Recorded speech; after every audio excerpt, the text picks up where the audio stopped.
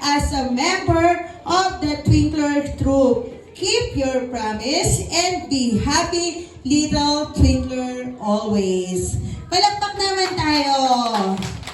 Okay, palakpakan po natin. Maraming salamat po. Okay, and welcome again to our Scout Master. So, ngayon naman po, dadako po tayo sa paglalagay ng scarf. So, yung mga scarf po nila, o kung nasa sa parents, tatawagin po namin sila ng 3 grupo ulit. So, bago po natin ilagay yung kanilang mga scarf o yung kanilang mga alampay, may request, kahit napapagod pa si Sir. Okay, papaliwanag lang po sa inyo ni Sir. Thank you po, Teacher Maylin. Kinuha ko po kasi yung ID ng Girl Scout po natin. Andiyan na po kay Teacher Juby.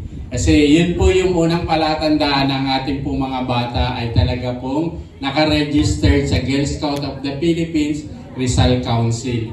Hindi lang po naibigay po nung Wednesday kasi umakyat po sila sa Baguio. Meron pong training po yung mga leader po. Yung ilalagay niyo pong scarf sa kanila pong o yung alampay ay sumasagisag po na sila ay official na pong miyembro ng Girl Scout of the Philippines. Yung kanina pong mga pin, yun naman po ay sumasagisag na sila ay miyembro ng World Organization po, ng yung pong samahan po ng ating pong mga Girl Guides at saka Girl Scouts sa buong mundo.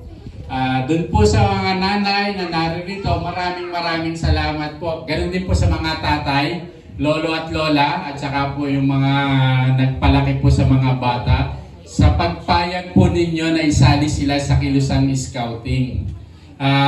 We are praying na ang ating po mga anak ay maging handa, lalong-lalo na po dun sa mga maliliit na bagay na maaari po nilang matutunan. Tulad nga po ng salitang Twinkler, sila po ay kumukuti-kutitap.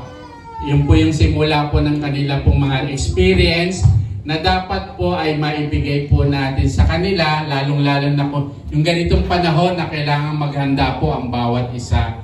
Dito po sa CILS, nagkakaroon po tayo ng drill, yung pong kanilang fire drill at saka po yung earthquake drill.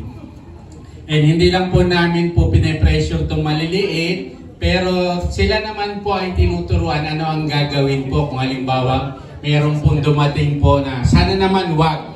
Kasi ang north signal at saka po ang south signal ay identified na kasama po doon sa West Valley.